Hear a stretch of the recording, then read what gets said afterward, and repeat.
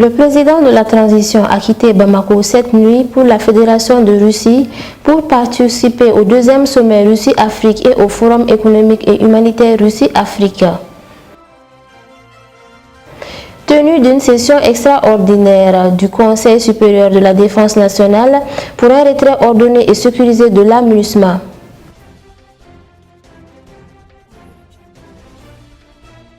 Au Soudan, une coalition de l'opposition appelle à la fin des combats.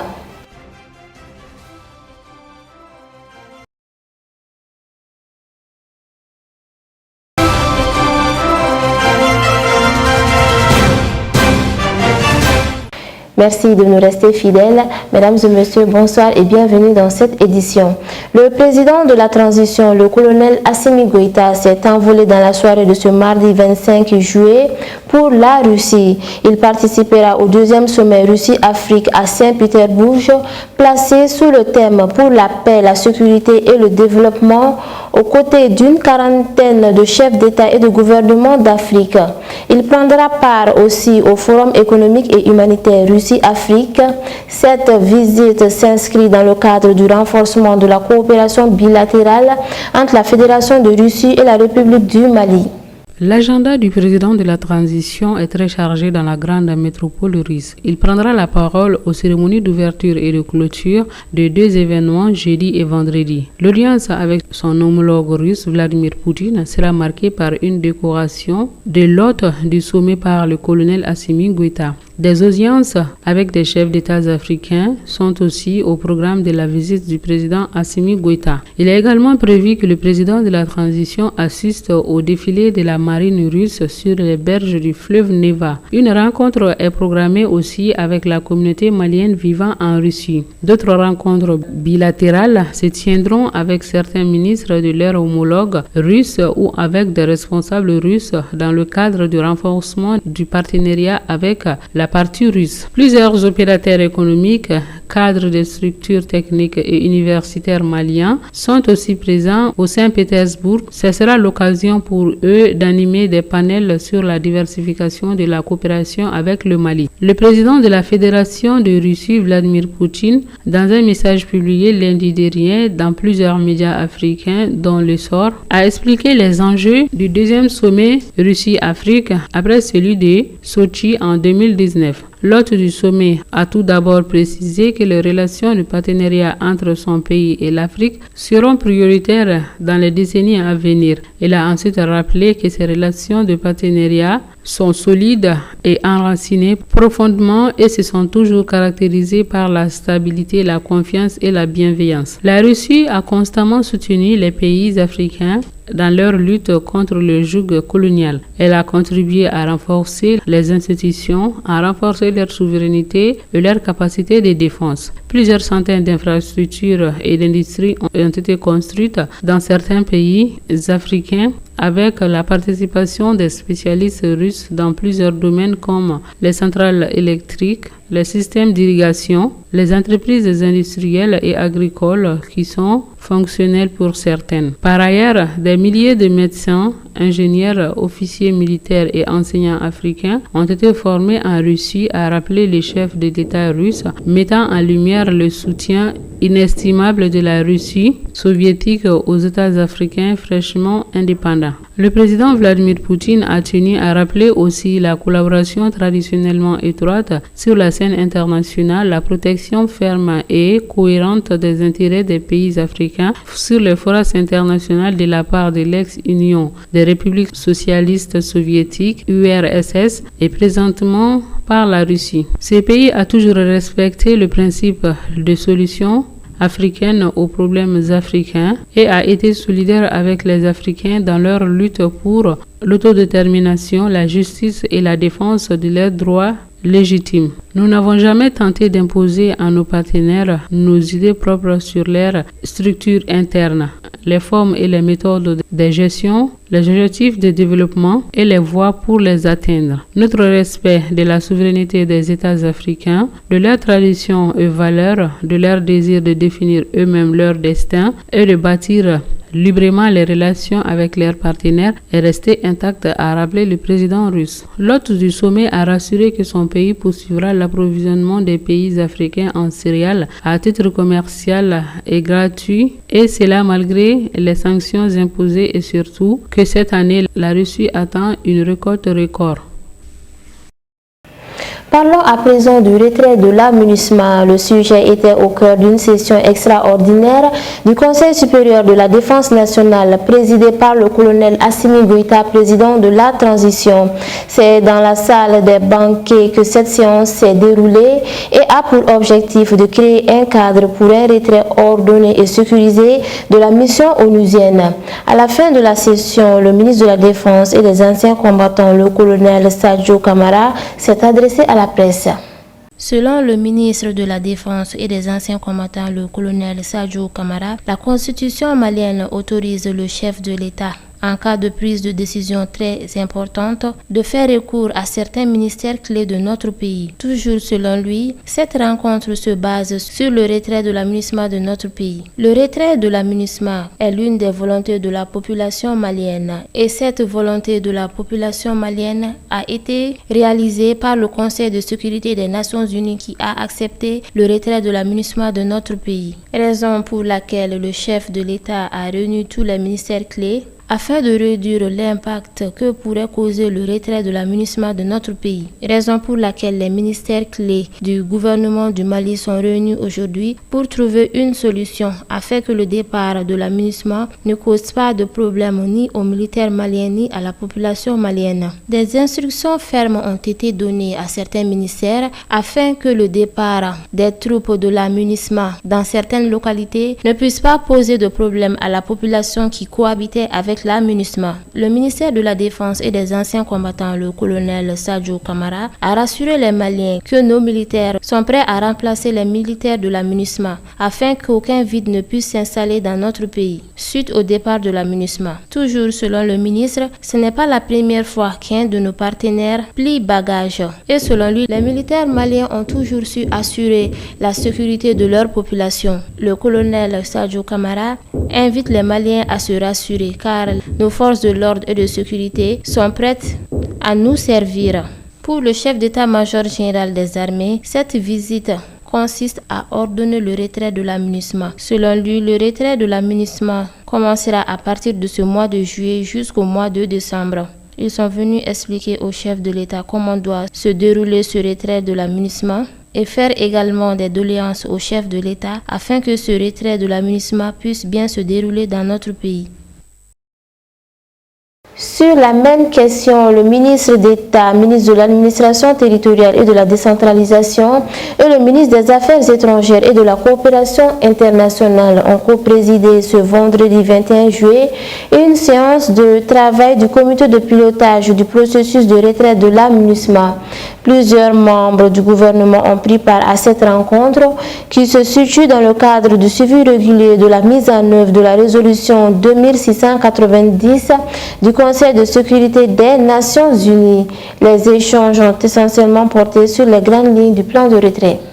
Pour le ministre en charge des Affaires étrangères, le retrait coordonné, ordonné et sécurisé de la MINUSMA du Mali constitue une responsabilité et une priorité pour les autorités de la transition, ce qui explique, selon lui, le suivi de ce processus au plus haut niveau politique avec la mobilisation d'une quinzaine de membres du gouvernement dans le mécanisme de suivi. À la suite de la restitution des travaux du comité technique chargé de la mise en œuvre de la résolution 2690 du Conseil de sécurité, Abdoulaye Diop a fait comprendre que les échanges ont essentiellement porté sur les grandes lignes du plan de retrait. À cela s'ajoute l'élaboration des tableaux de suivi des tâches y afférentes pour une gestion pragmatique du processus, la stratégie d'atténuation de l'impact socio-économique de ce retrait, le chronogramme détaillé avec des délais précis du désengagement des contingents militaires, du personnel civil, ainsi que les convois sécurisés du personnel et du matériel. Toujours selon le ministre Abdoulaye Diop, pour les membres du gouvernement, le Mali n'épargnera n'épargnera aucun effort, moyen et initiative pour exercer ses missions régaliennes et combler tout vide sécuritaire éventuel après le départ de l'aménagement. Cela a-t-il poursuivi tout en renforçant la cohésion sociale à travers le dialogue fraternel autour de la paix et de la réconciliation et en minimisant les impacts négatifs de ce retrait par des mesures d'accompagnement socio-économique à tous les niveaux. Un atelier de restitution des résultats de 2 études menées par l'Observatoire citoyen sur la gouvernance et la sécurité sur la lutte contre l'extrémisme violent et le terrorisme a eu lieu ce mardi 25 juillet. Parmi elles, une enquête d'opinion dans les régions de Ségou et de Mopti. La cérémonie d'ouverture était présidée par le colonel Abdoulaye Maïga, ministre de l'administration territoriale et de la décentralisation. La cérémonie d'ouverture était présidée par le ministre d'État, ministre de l'administration territoriale et de la décentralisation. C'était en présence de l'ambassadeur du Royaume de Norvège au Mali et de nombreux autres invités. L'objectif de la session est de présenter les résultats de 2 études menées par l'Observatoire citoyen pour la gouvernance et la sécurité. Il s'agit de l'enquête d'opinion auprès des personnes impliquées dans l'extrémisme violent et des témoins oculaires dans les régions de Ségou et de Mopti. L'étude comparait des stratégies et politiques nationales du Burkina Faso, du Mali et du Niger en matière de lutte contre l'extrémisme violent et le terrorisme. Le ministre d'État, ministre de l'administration territoriale et de la décentralisation a souligné que le Mali fait face à la fois à des activités terroristes, à la criminalité transfrontalière, aux conflits communautaires et autres formes d'insécurité. Le colonel Abdoulaye Maïga a mis l'accent sur les différentes politiques et stratégies initiées par le gouvernement en vue de renforcer la sécurité, la réconciliation et la cohésion sociale ainsi que la stabilité. S'y ajoute la lutte contre l'extrémisme violent. Il est important que le développement durable nous implique tous, a martelé le ministre d'État. De son avis, le travail de recherche permettra d'ouvrir des perspectives que la transition saura exploiter pour mieux prévenir et lutter contre l'extrémisme violent et le terrorisme. Pour sa part, l'ambassadeur du Royaume de Norvège a dit que les pays du Sahel constituent une région où la violence et le terrorisme touchent de plus en plus des populations civiles. Ajoutant qu'au cours des dernières années, la zone a subi l'augmentation la plus rapide des activités d'extrémisme violent en Afrique. Selon elle, la région est au cœur des réseaux criminels et de divers trafics illégaux, marquant une augmentation de la violence entre éleveurs et agriculteurs. Rigmor Eliane Koti est convaincu que pour trouver une solution à la crise au Sahel, il faut une approche holistique qui inclut aussi des réformes politiques et sécuritaires. Tous ces pays ont des stratégies et des politiques différentes pour combattre cette violence. Malgré tout, a-t-elle indiqué, son pays soutient les initiatives de paix et de réconciliation. Le secrétaire exécutif a affirmé que la rencontre est un cadre de restitution pour les travaux de recherche que l'Observatoire a menés au cours des 5 derniers mois. Le but est d'améliorer des connaissances sur les phénomènes qui alimentent l'insécurité dans les régions de Ségou et Mopti. Ce faisant, il est idoine de comprendre les décalages entre les différentes réponses, a souligné Baba Dakono, affirmant que les acteurs ont une capacité transnationale. Nous avons en face des membres des groupes violents qui sont capables de se mouvoir d'un pays à l'autre, souvent sans grande difficulté. Il est important pour ces 3 pays d'avoir une approche commune, a fait savoir le secrétaire exécutif Baba Dakono. Pour le secrétaire exécutif, de plus en plus, les études démontrent que les facteurs qui poussent les gens à rejoindre ces groupes terroristes sont multiples. Ils vont des questions de protection à des questions économiques sociales, a-t-il expliqué. Le Conseil des ministres s'est réuni en session ordinaire le mardi 25 juillet 2023 dans sa salle de délibération au palais de Koulouba sous la présidence du colonel Assimi Goïta, président de la transition chef de l'État. À l'ouverture de la session, le président de la transition chef de l'État a félicité le premier ministre chef du gouvernement et l'ensemble des membres du gouvernement pour la promulgation de la nouvelle constitution. Après examen des points inscrits à l'ordre du jour, le Conseil a adopté des projets de texte et entendu des communications. À l'ouverture de la session, le président de la transition chef de l'État a félicité le premier ministre chef du gouvernement et l'ensemble des membres du gouvernement pour la promulgation de la nouvelle constitution. Après examen des points inscrits à l'ordre du jour, le Conseil a adopté des projets de texte et entendu des communications. Au chapitre des mesures législatives et réglementaires, sur le rapport du ministre de l'économie et des finances, le Conseil des ministres a adopté un projet de loi portant modification de la loi numéro 2022-051 du 13 décembre décembre 2022 portant loi des finances pour l'exercice 2023. Le projet de loi modifie la loi des finances de l'exercice 2023 pour tenir compte notamment du ralentissement de l'activité économique et de la hausse des prix due aux perturbations intervenues dans le fonctionnement de l'économie à la fois sur le plan international et national. De nouvelles annonces d'appui budgétaire et de l'encaissement des recettes exceptionnelles, des dépenses supplémentaires en matière de charges salariales, de sécurisation du territoire national et de soutien à l'économie. La modification des recettes budgétaires porte sur l'inscription des recettes additionnelles des montants de 32 milliards 880 millions de francs CFA et le report des ressources disponibles sur les comptes d'affectation spéciale dénommés Fonds pour le développement durable pour un montant de 71 milliards 688 millions de francs CFA.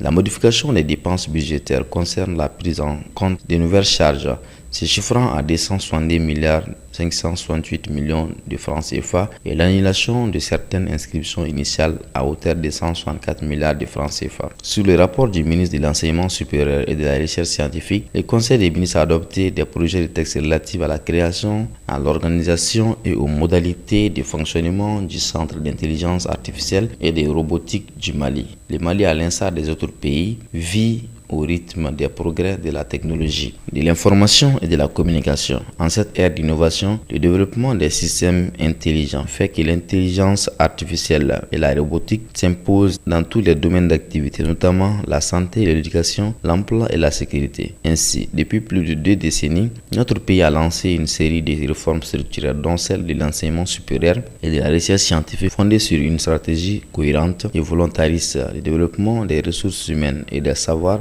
ainsi que sur l'amélioration du cadre et des outils de travail. Dans ce cadre, le lancement en 2011 du Fonds compétitif pour la recherche et l'innovation technologique a permis de consolider des acquis enregistrés notamment dans les domaines de la recherche agricole, de la santé humaine et animale, de l'énergie, du bâtiment et des travaux publics. Ces résultats, en dépit des difficultés que connaissent la recherche et l'innovation, prouvent à suffisance que notre pays dispose d'un capital scientifique et technologique qu'il convient d'orienter vers les nouveaux défis. Au chapitre des communications, le ministre de la Jeunesse et des Sports, chargé de l'instruction civique et de la construction citoyenne, a informé le Conseil des ministres du sacre de la sélection U-16 filles de basketball au championnat d'Afrique Afro-Basket FIBA 2023. La sélection nationale U-16 filles de basket a remporté la médaille d'or avec le titre de champion d'Afrique Afro-Basket FIBA 2023 le 22 juillet 2023. Ces sacres portent à 8 le nombre de trophées remportés de façon consécutive depuis la première édition de cette compétition continentale en 2009. Le président de la transition, chef de l'État, a adressé ses vives félicitations aux joueurs et à leur encadrement pour cet exploit qui hisse encore une fois le Mali sur le toit du basket continental et suscite la fierté de toute la nation résolument engagée dans la promotion et le rayonnement international du Mali. Le ministre de la Santé et du Développement social a informé le Conseil des ministres du démarrage de la campagne de chimio-prévention du paludisme saisonnier chez les enfants de 3 à 59 mois et ceux de 5 à 10 ans, édition 2023. La chimio-prévention du paludisme saisonnier est une stratégie qui consiste à administrer des médicaments antipaludiques à dose curative aux enfants sains de 3 à 59 mois et ceux de 5 à 10 ans pendant la période de haute transmission, généralement de juillet à novembre, pour prévenir le paludisme. Elle a pour objectif de réduire le nombre de cas de paludisme simple et grave, de réduire le nombre d'hospitalisations dues au paludisme, de réduire la mortalité des enfants de moins de 5 ans liés au paludisme, de réduire la mortalité des enfants de 5 à 10 ans liés au paludisme. Cette campagne 2023 organisée en 4 passages vise à traiter par passage 3 755 393 enfants de 3 à 59 mois et 249